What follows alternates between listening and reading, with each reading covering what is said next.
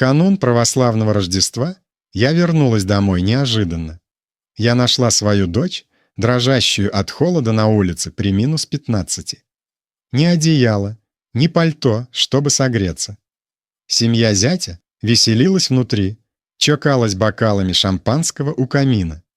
Я распахнула дверь, держа Алену на руках, и произнесла 6 слов. Если вы смотрите это видео, поставьте лайк, подпишитесь на канал и напишите в комментариях, откуда вы услышали мою историю мести. Я хочу знать, как далеко она дошла. Я вышла из такси. Тяжелые сапоги утонули в снегу возле дачного дома моей дочери под Москвой, в Подольске. Морозный ветер бил по лицу так, будто хотел содрать кожу, заставляя поднять воротник пальто. После многих лет работы тренером по самбо я думала, что привыкла к любым испытаниям, от жаркого зала до самых суровых зим. Но этот рождественский мороз пробрал меня до костей. Я стояла перед освещенным домом, где внутри звучала веселая музыка. Сегодня я хотела сделать сюрприз Алене.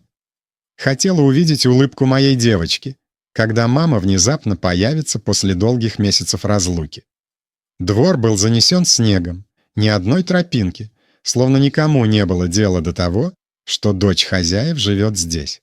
Через большое окно я видела уютный свет гостиной. Там играла русская песня, в лесу родилась елочка из динамика. На длинном столе с вышитой скатертью стояли традиционные блюда. Тарелка с оливье, миска селедки под шубой, пирожки с капустой, запеченная утка с яблоками, графины с клюквенным морсом и рюмки водки. Вся семья Ивановых собралась за столом. Я узнала Петра Иванова, отца Сергея, сидевшего с видом хозяина.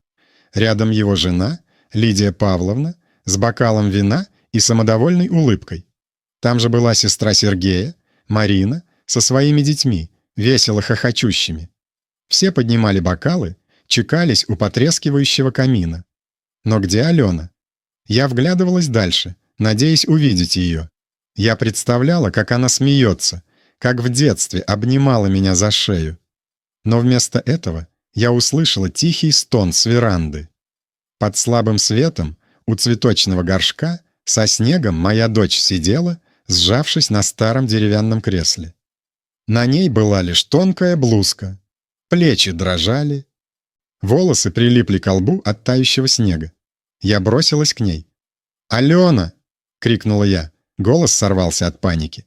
Я сняла свое пальто и закутала ее. Кожа была ледяной. Она подняла лицо, глаза красные, губы бледные и шепотом произнесла «Мама!» и обмякла у меня на плече. Я обняла ее крепко, чувствуя, как она дрожит, словно птица в бурю. «Я здесь, доченька, я рядом», — шептала я, сдерживая слезы. Я достала из сумки шерстяной свитер, надела на нее и подняла на руки. Ее мокрые тапочки упали в снег, оставляя следы. Изнутри доносился смех. Я отчетливо услышала голос Сергея, самодовольный, громкий. За столом смеялись и чокались бокалами.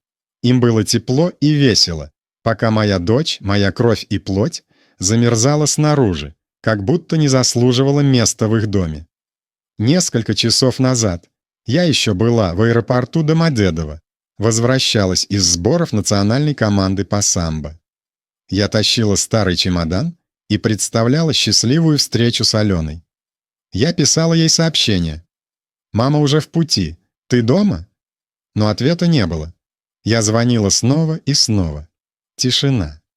Когда такси ехало по улицам Подольска, я смотрела на огни домов, где семьи шли на ночную службу.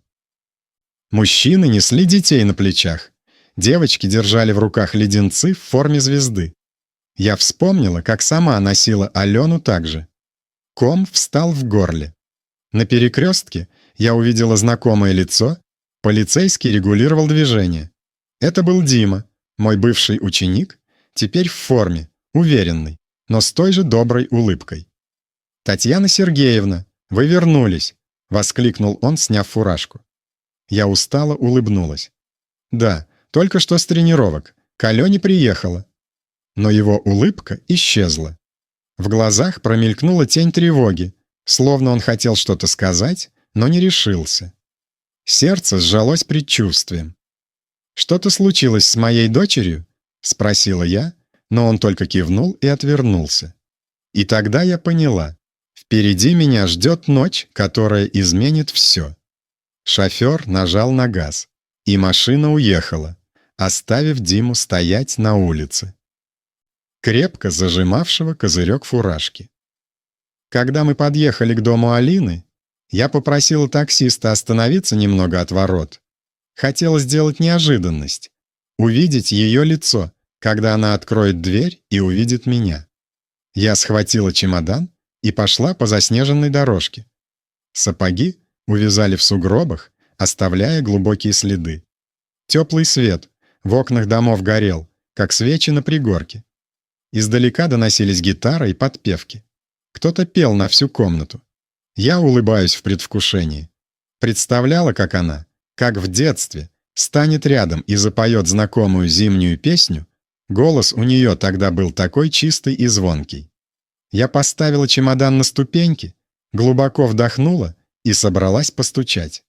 Вдруг надсадный смешок пронзил воздух. Так, что я оцепенела. Рука застыла у двери. Голос Петра Иванова прозвучал густо и грубо. «Вот это невестка!» — проворчал он. «Та еще. Рожать не может.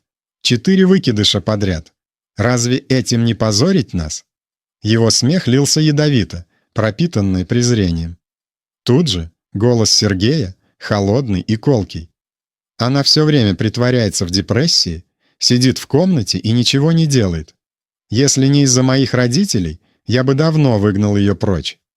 Смех и звон бокалов раздались громче. Я услышала Марину, сестру Сергея, со злым тоном. Да кто ж ей нужна? Ничего не умеет, только притворяться больной. Жалкая. Каждое слово кололо в сердце. Я стояла, словно вкопанная. Дыхание перехватило. Они так говорили о моей Алине, о моем ребенке, которая мечтала о теплом доме и вкладывала в семью всю душу. 4 потери. Каждая доводила ее до рыданий, пока в трубке у меня не оставалось слез, чтобы плакать вместе с ней. И теперь они называют это спектаклем. И тогда я увидела Алину. Она свернулась калачиком в старом кресле на веранде, в легкой блузке, голова опущена, все тело дрожит от холода. Снег стек по ее волосам, лезвие морозной влаги подкрепил дыхание. Я бросилась к ней. «Алина!» — крикнула я. Голос сорвался. Сняла с себя пальто и накинула на нее. Кожа у нее ледяная.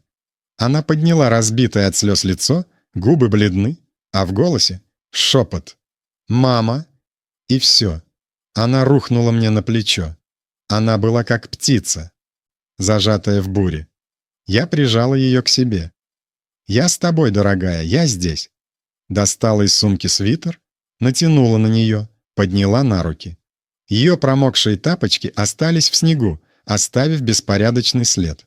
А в доме продолжался грубый смех, теплый и равнодушный. Я ясно различила голос Сергея, ехидный и самодовольный. Им было хорошо у камина, пока моя дочь дрожала на морозе, словно не заслуживала права находиться под крышей этого дома. Несколько часов назад я была в аэропорту Домодедово с чемоданом и с сердцем, полным нетерпения от желания увидеть Алину. Я писала ей: «Мама в пути. Ты дома?» И смотрела на экран, но не видела ответа. Звонила? Без ответа. Такое предчувствие скользило по спине, как темная тень. Такси шло по улицам Подольска. В окнах горели гирлянды. Люди расходились на рождественскую службу. Я вспомнила, как носила Алину на плечах, как держала ее за руку под огнями. На перекрестке я заметила знакомого в форме. Диму, моего бывшего ученика. Он регулировал движение, но как только увидел меня, на его лице промелькнула тревога. «Татьяна Сергеевна!» — воскликнул он, сорвав фуражку, но улыбка была натянута. Ее место заняла напряженность. Я спросила, все ли в порядке, но он лишь кивнул, будто боясь открыть рот. Тогда в сердце зажглась искра. Что-то не так. Я подошла к калитке и постучала. Голос хохота внутри снова пронзил воздух. Каждый звук становился бритвой. Я колотила в дверь так, чтобы заглушить рождественскую мелодию. Музыка вдруг показалась мне оскорбительной, как издевка. Никто не вышел. Я сильнее ударила в дверной косяк, и, наконец, дверь распахнулась. В проеме стояла Людмила Иванова с бокалом вина в руке, губы накрашены яркой помадой, искусственная улыбка застыла на лице. От нее веяло алкоголем и напускной вежливостью. «Татьяна!» «Какая неожиданность!» — сиропным голоском произнесла она, будто я пришла не вовремя. Я встретила ее взглядом и не стала скрывать гнева. «А почему вы не предупредили?» — спросила я, сжатая в словах. «Чтобы мы постелили вам красную дорожку?» «Предупредить?» — прошипела я. «Если бы я предупредила, как бы я увидела это?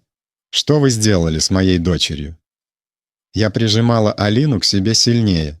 Ее слабое дыхание напоминало, что это нельзя оставить без ответа. Людмила бросила взгляд на мою дочь с раздражением, будто на назойливую муху. «Она всего лишь вышла подышать», — произнесла она мягко, но с явным презрением. «Не устраивай сцен, сейчас же заходите, все же Рождество». Эти слова ударили меня как пощечина. «Подышать?» Пока моя дочь леденеет на веранде. Сергей вышел из-за мамы, рубашка была расстегнута, в руках бутылка вина. Он глянул на меня с вызовом. «Мама, закрой дверь!» — произнес он высокомерно, подбородок выше, голос полон презрения. «Пусть побудет на улице, пусть остынет». Его усмешка была хищной. Эти слова вонзились в меня и в Алину. Тело дочери сжалось в моих объятиях, как будто она хотела провалиться сквозь пол. Марина села за столом и с ядом в голосе добавила. «Да, бесполезная, рожать не может. И что с того? Для чего ей жить? Только притворяться, чтобы ее жалели». Смех и перешептывания вокруг стола становились все громче. Даже дети, подросшие в этом доме, выбежали на веранду. Увидели Алину и засмеялись, прошептав друг другу. «Тетя Алина попала в беду». Их детские голоса жгли, словно соль на свежую рану. Гнев распухал во мне. Я врезалась плечом в дверь и сильным ударом оттолкнула ее. Она со стуком врезалась в стену. Вино в бокале Людмилы захлестнуло и пролилось, оставив красные пятна на дорогом ковре. Музыка стихла, словно кто-то выдернул вилку из розетки. Воздух в комнате стал густым, тяжелым, будто весь дом задержал дыхание. Я вошла в гостиную, держала Алину на руках, и по паркету тянулись мокрые полосы от ее одежды, следы, которые не смоются. Все взгляды обрушились на меня. Петр встал из-за стола, поправил пиджак и произнес строго. «Хватит, Татьяна, это семейное дело». Его голос был железным, голос человека, привыкшего приказывать. Я увидела воочию высокомерие судьи, привыкшего к контролю. Но сегодня он встретился с неправильным оппонентом. Я поставила Алину на диван и накрыла ее шарфом. Ее руки все еще ледяные. Я опустилась на колени перед ней, смотрела в глаза и пыталась подать хоть каплю силы, пока внутри меня бушевала буря ярости и боли. Сережа подошел, глаза алые от вина, и говорит мне спокойно, но с насмешкой. «Не устраивай сцен в моем доме, ты не здесь хозяин». Он стоял, одна рука на бедре, рубашка его полузастегнута, поза наглости. Но я увидела в его взгляде тень сомнения. Он понял, что я не та, кого так просто запугать. Я вскочила и указала пальцем прямо ему в лицо. Голос дрожал от гнева. «Вы называете это семьей? Вы выбросили мою дочь на мороз и смеетесь. Так вы понимаете человеческое? Где сострадание? Я сорвала слова наружу, как выстрелы. Подносы на столе поблескивали, запеченная утка парила, пирожки еще дымились. И все это казалось издевкой над голодной и замерзшей дочерью. Петр поднялся медленно и хладнокровно ответил: «Хватит, Татьяна. Это внутри семейных дел. Женщина, что не может родить, должна смириться». Его слова были камнем. Я встретила его взгляд и увидела всю наглость человека, привыкшего к власти. Я взглянула на стол. Оливье, селедка под шубой, рюмки водки. И тут же на Алину, дрожащую на диване, с пустым от боли взглядом. Меня прорвало. Я не стала молчать. Голос мой был острым и холодным. «Вы празднуете, а моя дочь лежит на холоде без пальто и без еды. Это ваша традиция? Это ваша человечность?» Людмила лишь пожал плечами, словно я преувеличиваю, и фыркнула. «Если не может родить, зря живет, что с нее взять?» Она подняла бокал, сделала глоток, словно показывая, что ей все равно. Марина добавила, словно наливая соль в рану: «Она только и умеет ныть, тянуть всех вниз. Когда в последний раз она приготовила нормальное блюдо? Все, что она делает, жалуется». Шепоты и похлопывание по спине звучали вокруг стола в подтверждение. Каждый взгляд — нож. Я хотела перевернуть тот стол, вытряхнуть из него ложные смехи, но лоснилась лишь одна крошечная надежда — окно. Там, на крыльце, стоял Дима. Его лицо было напряжено, кулак сжат, но он молчал. Я кивнула ему. Кивок, что просил не вмешиваться пока что. Внутри же я знала. Он свидетель, он видел все. Сергей шагнул к нам ближе, указывая на меня. «Убирайся, или будет хуже», — прорычал он. Он думал запугать меня, показать силу своего дома. Но он промахнулся. Я сжала кулаки, почувствовала, как годами сдерживаемая ярость рвется наружу. Воздух в комнате стал настолько напряженным, что казалось, одна искра, и все вспыхнет. Я встретила взгляд Сергея, тихо, но остро, как лезвие. «Думаешь, запугаешь меня? Думаешь, сможешь дальше калечить мою дочь и не ответить за это?» «Ошибаешься, Сергей. Я этого так не оставлю». Я повернулась ко всем Ивановым. От холодного взгляда Петра до натянутой ухмылки Людмилы и презрительной гримасы Марины. «Все вы?» — сказала я так, что голос отдался по притихшей комнате. «Ответите за то, что сделали с Алиной». Гостиная будто схлопнулась. Воздух стал тяжелым, готовым вспыхнуть. Я положила ладонь на плечо дочери под шерстяным шарфом и твердо произнесла: «Это больше не семейное дело, это домашнее насилие». Слова разошлись кругами, как камень по воде. Людмила, все еще с бокалом вина, коротко хохотнула, поворачивая стекло, будто смаковала шутку. «Насилие. Мы просто ставим ее на место. Благодари, что столько терпели». Сергей шагнул ближе, глаза красные от вина и злости. Слова выплевывал, как будто пережевывал их перед тем, как бросить. Она симулирует, притворяется больной, чтобы ничего не делать. Никто ее не бьет. Мы просто устали от ее бесполезности. Он ухмыльнулся криво. «Пусть твоя дочь еще потренируется. 4 выкидыша подряд? Может, она сама этого хотела?» Эти слова резанули, как бритва. Они не просто порезали мое сердце. Они рвали незажившие раны Алины. Я услышала, как у нее перехватило дыхание, будто удар пришелся в грудь. 4 потери. 4 она звонила мне в слезах с разбитым голосом. «Мам, снова». И вот он стоит и говорит, что она сделала это нарочно. Я сжала кулак так, что ногти впились в ладонь. Кровь прилила к вискам. Черту он перешел. Я вытащила телефон из кармана пальто. Руки дрожали, но я быстро набрала номер ближайшего отделения полиции. «Я вызываю наряд», — сказала я ледяным голосом, хотя внутри бушевал ураган. «Будет заявление. Вы ответите по закону». Я произносила каждое слово, будто высекая его в воздухе. Сергей замер. Бутылка вина выскользнула и грохнулась на паркет. Темные брызги поползли по дорогому ковру. Паника мелькнула в его глазах, хотя он пытался вернуть надменный вид. «Не посмеешь!» — выкрикнул он, но голос дрогнул, как у того, кто не ожидал, что уйду так далеко. Петр, все это время наблюдавший с каменным лицом, шагнул вперед, поправляя галстук, и заговорил грудным, поставленным голосом. «Ты не понимаешь, с кем споришь, Татьяна. Я всю жизнь просидел на судейской скамье. Видел худшее, что есть в людях. Думаешь, один звонок заставит нас дрожать?» Его глаза сверкнули, как ножи. Но я не опустила взгляд. Я видела, как дочка дрожала на морозе, и ни власть Петра, ни его прошлые регалии не заставят меня замолчать. Марина, скрестив руки, усмехнулась. «Давай звони, Татьяна Сергеевна. Посмотрим, кому поверят, истеричной старухе или уважаемой семье».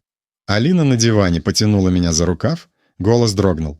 «Мам, пожалуйста, не надо. Я просто хочу тишины». Ее покрасневшие глаза просили пощады. Она боялась ответной злобы, новых унижений. Но я знала, если отступлю сейчас, эта клетка захлопнется навсегда. Я крепко сжала ее руку, будто передавая частичку своей отваги. «Не бойся, я тебя защищу, обещаю». Я подняла ее на руки. Со свитера осыпались ледяные крупинки, как осколки разбитой мечты. Я не слушала больше ни их шепотов, ни угроз. Нужно было увести ее из этого дома, из этой клетки, где ее душу ломали слишком долго. У двери, за запотевшим стеклом, на крыльце стоял Дима. Ладонь на рации, взгляд напряженный, готовый действовать в любой момент. Я едва заметно кивнула. «Я готова». Он ответил коротким, уверенным кивком. «Я с вами». Я вышла, не оглядываясь. За спиной послышался визг Людмилы. Она орала на домработницу, чтоб та оттерла вино с ковра. Сергей шлепнул ладонью по столу и выругался.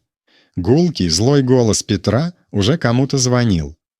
Все это пронзало спину стрелами, но мне было все равно. Я отвезла Алину в свою небольшую квартиру у тренировочной базы в Новогорске, где жила много лет как тренер. Скромно. Комната с диваном, маленькая кухня в углу, на стене. Наши фотографии с юношеских турниров. Зато безопасно. Там их ядовитые слова не достанут мою девочку. Я уложила Алину в постель, накинула на нее ватное одеяло. Она все еще дрожала, хоть была закутана в мое пальто. Я нашла в шкафу старый шерстяной свитер, надела на нее. Потом заварила крепкий чай с медом и чабрецом. Сладкий пар наполнил прохладный воздух. «Пей, родная», — прошептала я, вкладывая кружку в ее руки. Но она только смотрела в чашку пустым взглядом, словно не верила, что заслуживает хоть капли тепла. Телефон прорезал тишину. Это был Дима. Голос ровный, низкий. «Татьяна Сергеевна». Я зарегистрировал первичное сообщение в дежурной части. Но Ивановы так просто не отпустят. У них связи. Я готов выступить свидетелем, если понадобится. В его тоне горел маленький, но упорный огонек. Мальчишка из нашего зала, который когда-то с широкой улыбкой шагал на татами, теперь стоял рядом совсем в другой борьбе. «Помоги мне подготовиться, Дима», — сказала я коротко, но с благодарностью. «Похоже, это будет длинная битва». «Понял, тренер. Я рядом», — ответил он просто. Наутро я повезла Алину к психологу в центре Подольска. Доктор Ирина Сергеевна Карпова, женщина с теплым взглядом, пригласила нас в уютный кабинет. После беседы с дочерью она посмотрела на меня, голос стал тяжелым.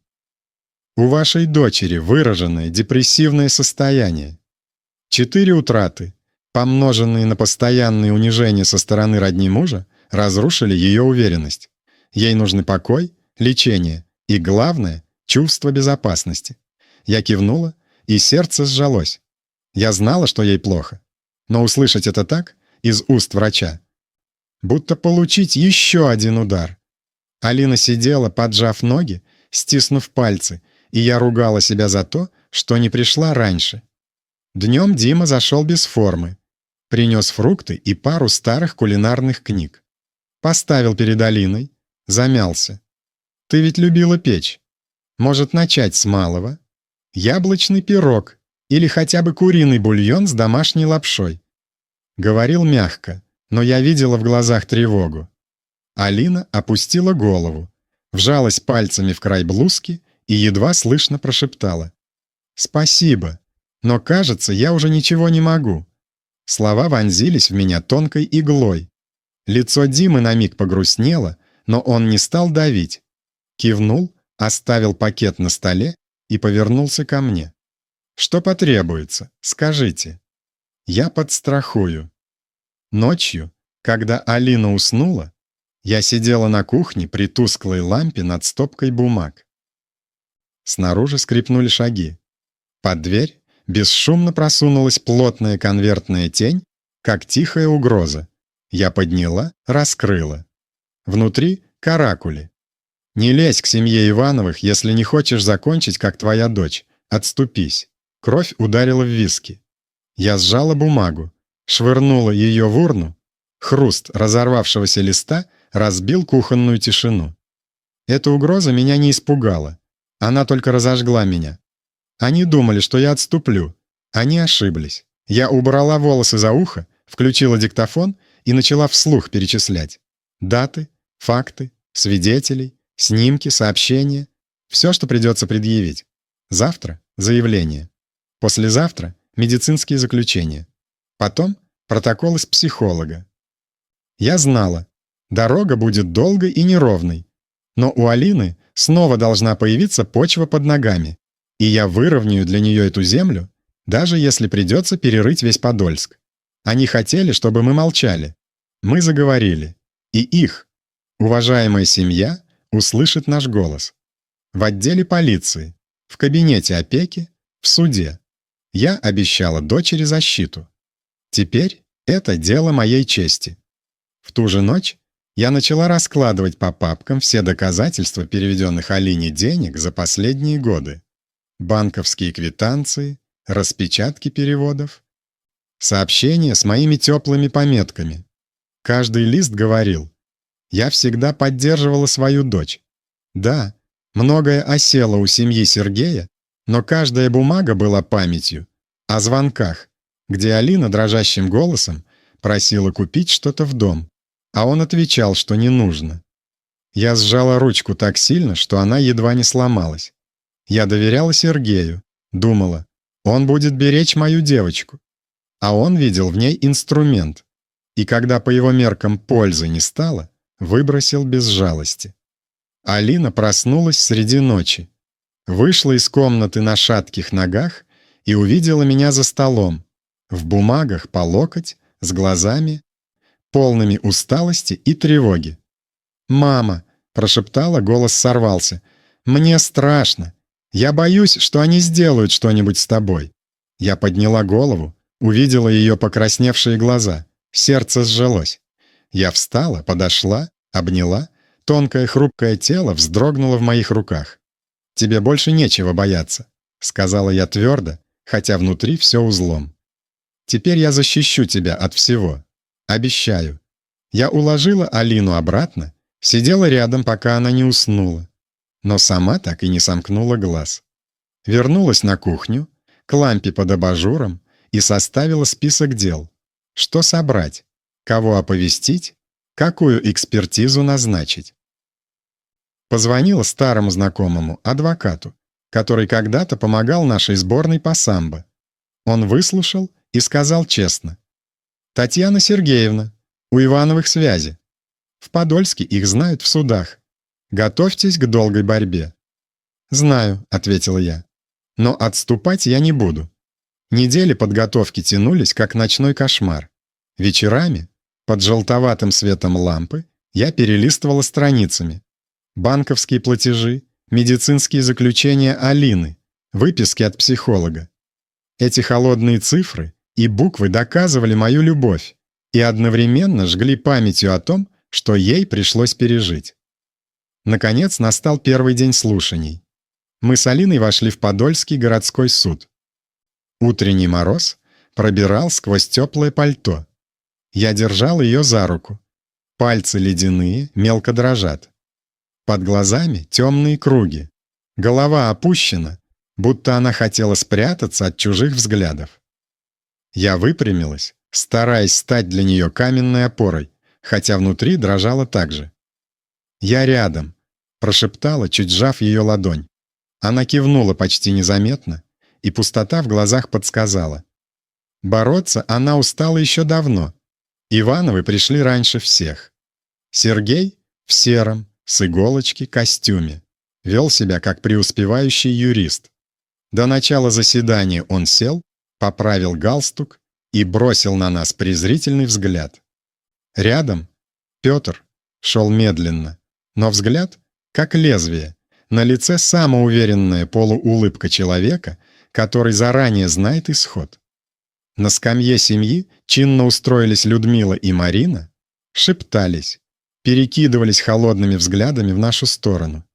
Я чувствовала их враждебность в каждом жесте, но заставила себя держаться ровно. Сегодня это не моя схватка, это Алинина. Дима тоже был, в форме, на скамье для слушателей. Он едва заметно кивнул, взгляд спокойный и крепкий, как обещание не бросить нас. От его присутствия я перестала чувствовать себя одинокой. У нас есть свидетель, есть союзник. Я ответила ему благодарной улыбкой. От той чудовищной рождественской ночи до сегодняшнего дня он с нами. Заседание началось. Наш адвокат Орлов поднялся и по пунктам изложил доказательства. Он показал переводы, которые годами уходили Алине. Подтверждение того, что я обеспечивала ее, хотя значительная часть денег исчезала в распоряжении Сергея. Затем представил медицинские документы, заключение гинекологов, записи психолога о депрессивном расстройстве после 4 утрат и систематических унижений со стороны родни мужа. «Ее ломали не только телом, но и душой», сказал Орлов глухим, сдержанным голосом. «В собственном доме ее сделали чужой». Я взглянула на Алину. Голова опущена, руки сцеплены, будто она держит ими боль, чтобы та не расплескалась по залу. Я хотела сорваться и обнять ее, но понимала, сейчас слово закона. Потом встали молодые защитники Ивановых, один в черном лакированном костюме с поставленным голосом. Алина симулирует болезнь, чтобы вызывать жалость. Семья мужа дала ей все – кров, еду, комфорт. Но супружеские обязанности она не исполняла. Она – несостоятельная жена. Слова хлестнули по лицу, как пощечина. Симулирует жалость. Я стиснула кулаки. Кровь забурлила. Они вызвали свидетельницу, бывшую домработницу, Марфу Ивановну. Она ерзала, голос дрожал. Госпожа Алина целыми днями запиралась, хозяйством не занималась. Все делала я, и готовила, и убирала. Я не верила ушам. Алина, которая когда-то пекла пироги, чтобы согреть эту семью, которой важно было угодить всем, теперь ленивая. Я вскочила. «Лжете! Она не была такой!» Судья, мужчина средних лет с холодным взглядом, ударил молотком. Тишина в зале. Я села. Сердце колотилось так, что не хватало воздуха. Я бросила взгляд на Петра. Он едва заметно улыбнулся и кивнул судье, как старому знакомому. По коже побежал холод. Невидимая нить, связывающая их, была почти ощутимой. Что-то здесь было не так. День готовили заранее, а нас рассчитывали провести как пешек. Алина сгорбилась. Пальцы вцепились в край скамьи. Я заметила Диму.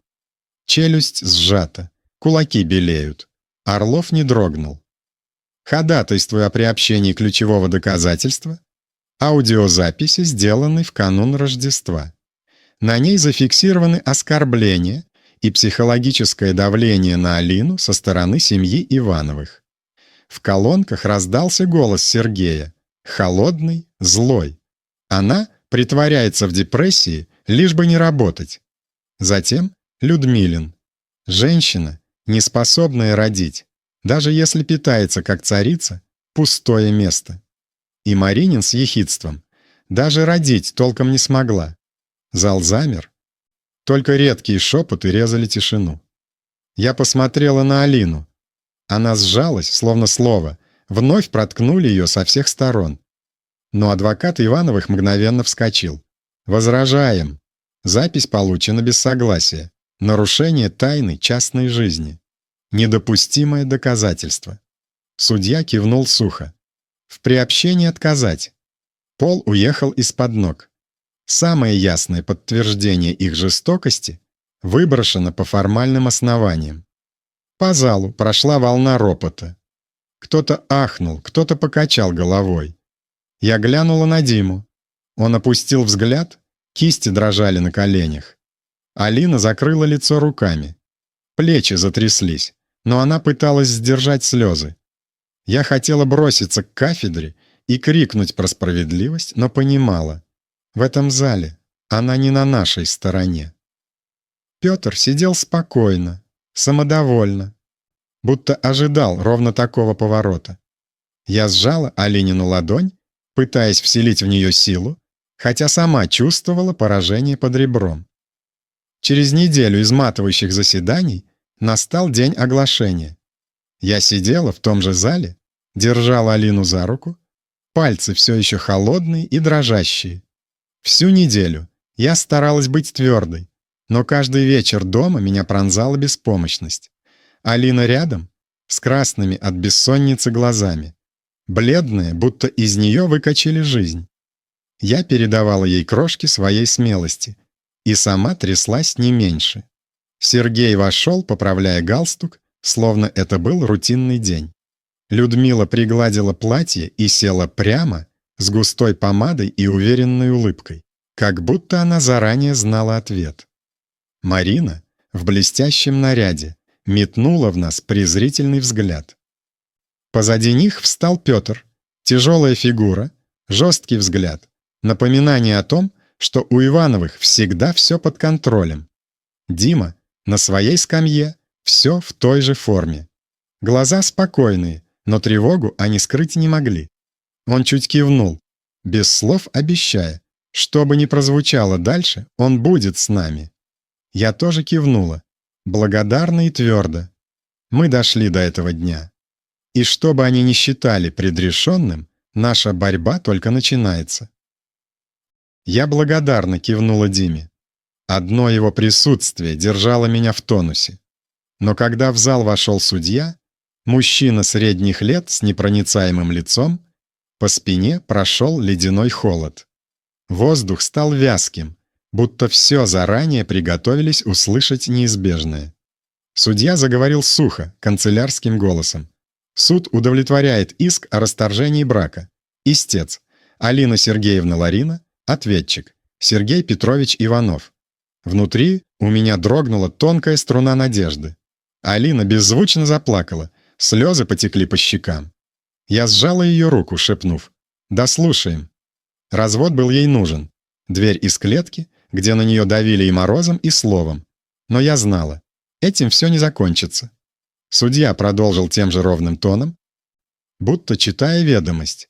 Требование о признании фактов домашнего насилия отклонить за недостаточностью юридически значимых доказательств.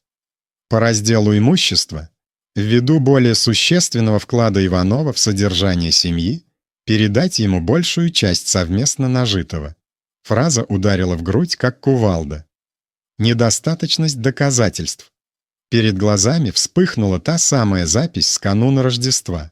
Слова Сергея, Людмилы, Марины, выпавшие из дела из-за процедурных нарушений. Я вспомнила медицинские заключения Алины, мои переводы на ее счета, как адвокаты Ивановых перевернули все так, будто это свидетельствует против нас. И тогда все сложилось. Петр, с прошлым судьей и длинными связями, заранее натянул нужные ниточки. Он слегка склонил голову. Уголки губ дрогнули в самодовольной ухмылке. Сделано. Я не выдержала. Выросла на ноги. Голос сорвался на больной крик. Это не суд, это издевательство. Эхо разрезало тишину. Алина схватила меня за ладонь. Глаза распахнулись от паники, но я не остановилась. Вы видели, как с ней обращались. Вы слышали, что она пережила. И вы смеете говорить. Насилия нет. Имущество ему? За что? К нам шагнул пристав ровно и жестко. Гражданка, присядьте. В противном случае я вынужден буду вывести вас из зала. Я бросила взгляд на него. Потом на судью. Каменная маска, словно слов моих не существует. Села. Пальцы дрожали так, что звенели кольца. Сергей обернулся, поймал мой взгляд и, подтягивая галстук, скривил победную улыбку. Людмила с Мариной переглянулись и прыснули так, чтобы я услышала. Смех резанул, как нож по-живому. Петр кивнул едва заметно. Спокойный, как человек, привычный дергать за веревочки. Они украли не только Алинину справедливость, подумала я. Они выжгли остатки моей веры в систему. Алина закрыла лицо ладонями, ее плечи мелко тряслись, глухие рыдания рвали меня изнутри. Я хотела обнять ее, сказать «Мы справимся», но ком в горле не дал ни слова. Сзади резко поднялся Дима, взгляд в упор на Ивановых. Жилы на руках вздулись, кулаки сжались. Я почти незаметно качнула головой. Спокойно. Сама же внутри хотелось выть и ломать мебель. «Порядок», — ударил молоточек. «Заседание окончено. Всем покинуть зал». Удар прозвучал, как жирная точка. Для меня же это было начало новой боли. Люди поднялись, загудели голоса, зашуршали бумаги. Я держала Алину, чувствовала, как она буквально дрожит у меня под рукой. Утешать было нечем. Слова в такие минуты бессильны. Сергей подошел близко, нагнулся к моему уху и прошипел. «Говорил же, не трать силы, ты никем тут». Ухмыльнулся, развернулся, пошел прочь, будто мы с Алиной пустое место. Его шепот плеснул бензина в огонь моей ярости. В висках забарабанило. Я стиснула кулаки до боли, тело натянулось, как тетива. Я шагнула. Еще миг, и я бы врезала по самодовольной физиономии человека, который годами ломал мою дочь. Но между нами стеной встал Дима. Глаза горели, губы сжаты. Кулак почти взлетел. В нем я увидела собственную ярость, неуправляемую, готовую сорваться. В зале зашевелились. Сейчас подерутся. Полицейский, да еще в суде. Кто-то уже поднял телефоны, мигнули вспышки. Журналист в углу дернул объектив выше. Запахло скандалом. Сергей дернулся, на миг растерялся, но быстро вернул наглость и прошипел. «Давай, ударь. Я позабочусь, чтобы ты лишился всего». «Кто ты? Пыль дорожная». Кулак Димы дрожал, дыхание сбивалось. Еще мгновение, и черта будет перейдена. «Нет», — вырвалась Алина, выскользнула из моих рук и вцепилась в Димин предплечье. Голос сорвался. «Пожалуйста, не надо. Я не хочу, чтобы вы стали, как они. Я просто хочу жить. Хочу тишины». Ее крик пронзил зал и оборвал гул. Слезы потоком катились по лицу. Тонкие пальцы держались за Диму, как за последний якорь. Он застыл, дышал тяжело, пламя в глазах потухало. Кулак медленно разжал пальцы и опустился. Он склонил голову, проглотив бурю. Вспышки камер защелкали еще раз, и на снимках осталась Алина, вцепившаяся в рукав полицейского, и Сергей, позирующий с холодной усмешкой. Где-то в стороне шмыгнули носами. То ли люди не знали контекста, то ли горе было слишком явным, чтобы не зацепить. Женщина вытирала слезы, мужчина рядом качал головой. Ивановы оставались ледяными. Людмила и Марина, склонившись друг к другу, что-то прошептали и улыбнулись. Петр стоял неподвижно, властный и спокойный, словно все так и должно. «Порядок!» — снова ударил судья. Еще одно нарушение, и зал будет очищен, все будто очнулись. Я шагнула к Алине, обхватила ее, прижала к себе. Она всхлипывала, как потерявшийся ребенок. Дима стоял рядом, опустив голову. Взгляд виноватый, будто он не сделал чего-то важного. Я положила ладонь ему на плечо. «Спасибо, я понимаю». Сергей повел плечом, поправил галстук и, не оглядываясь, удалился. За ним Людмила с Мариной, их тихий смех полоснул еще раз. Зал постепенно опустел. Остались трое. Я, моя дочь и парень, который решил не предать себя. «Мама!» — прошептала Алина хрипло. «Я больше не могу воевать». «Можно домой?» Сердце разорвалось. Хотела сказать «все будет хорошо», но слова не пролезли через горло. Мы вышли. Дима шел рядом, молча, но взгляд держал нас, как перила на лестнице. В окна сочился бледный зимний свет. Казалось, он не греет вовсе. Я знала, сегодняшнее решение — это не поражение, это объявление войны. Ивановы взяли свое на бумаге, но я не позволю им забрать Аленину жизнь. Я посмотрела на дочь. В красных глазах дрогнула крошечная искра. Ради этой искры я не остановлюсь. В последующие дни Подольск зашумел подспудной волной. Местные паблики и районные газеты поднимали тему. «Дело Ивановых. Правосудие за деньги». Заголовки били в лоб, и сердце мое грохотало в ответ. Наконец кто-то назвал нашу боль своим именем. ВКонтакте и в телеграм-каналах разлетелась фотография из зала.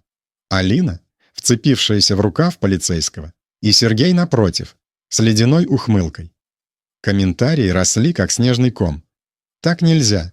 Держитесь. Опека должна вмешаться».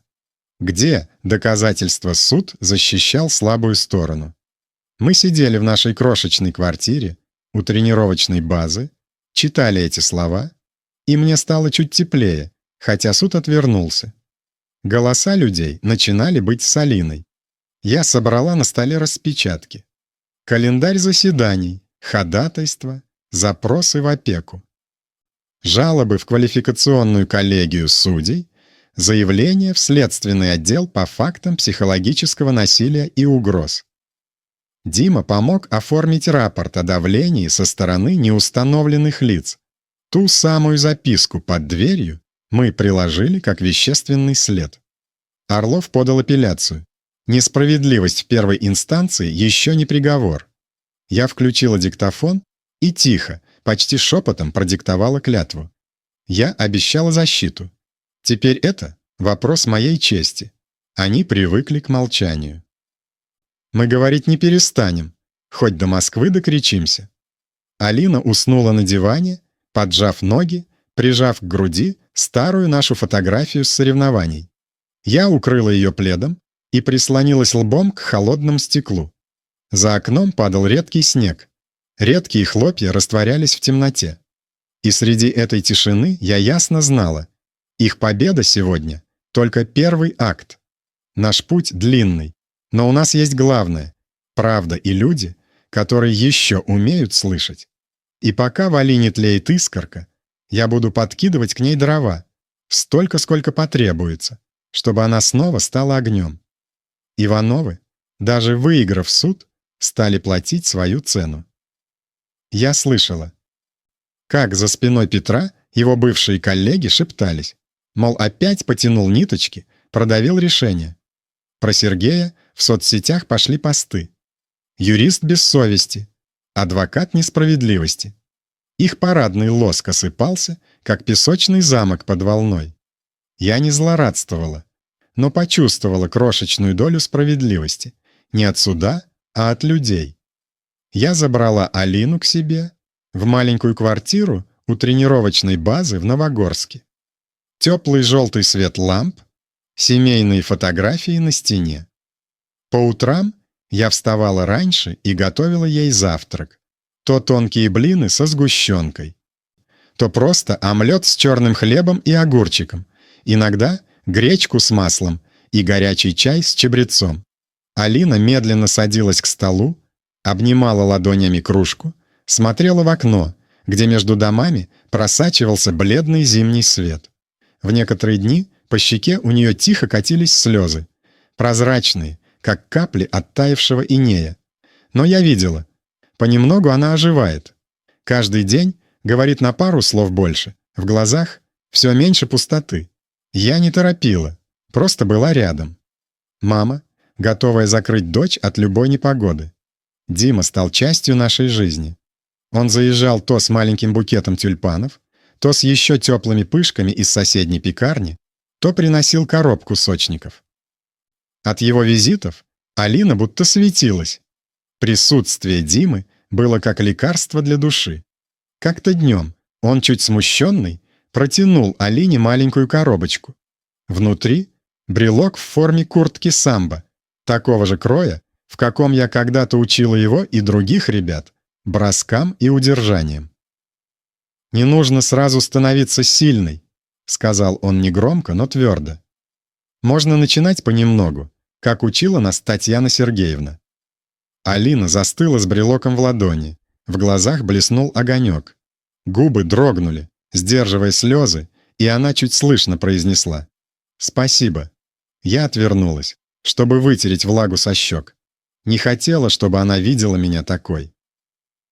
Столько лет ее унижали, называли бесполезной.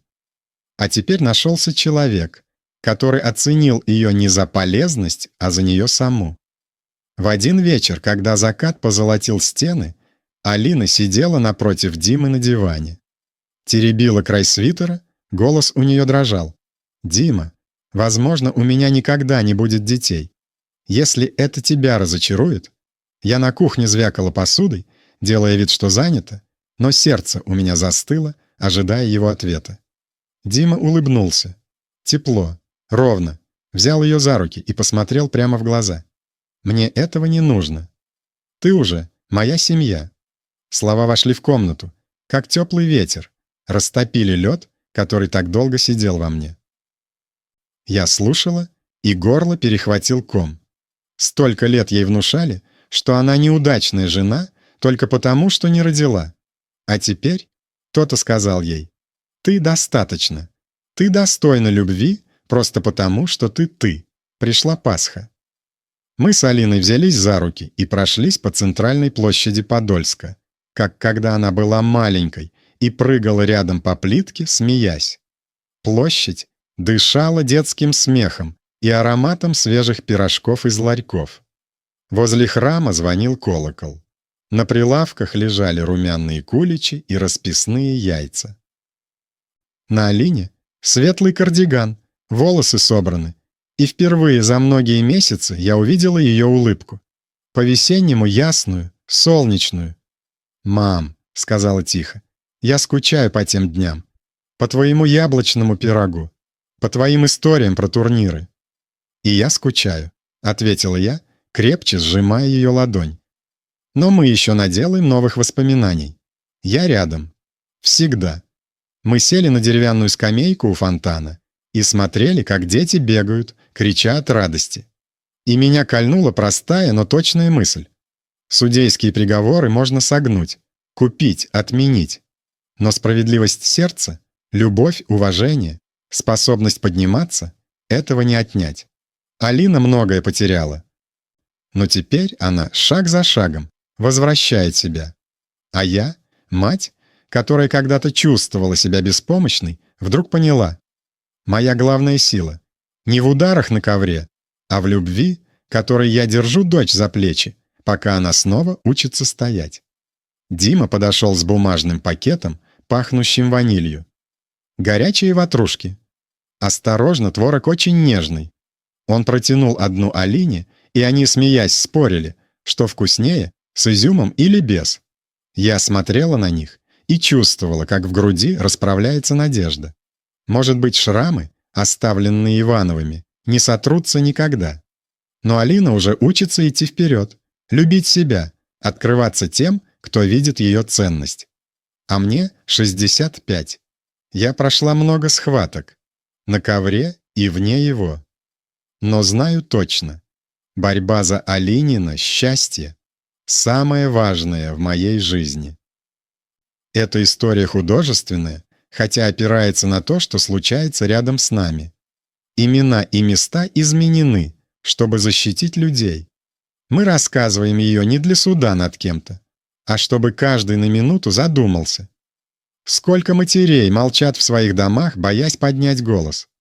Если бы вы оказались на моем месте, что бы вы сделали? Смолчали ради мира? Или рискнули пройти через бурю, чтобы вернуть себе голос? Напишите, пожалуйста, в комментариях. Мне важно услышать вас. Каждая история — это свеча, которая может осветить путь другому. Я верю, мужество всегда выводит к свету. А в конце видео я оставила 2 самые любимые истории канала. Зайдите, они вас удивят. Спасибо, что были со мной до финала.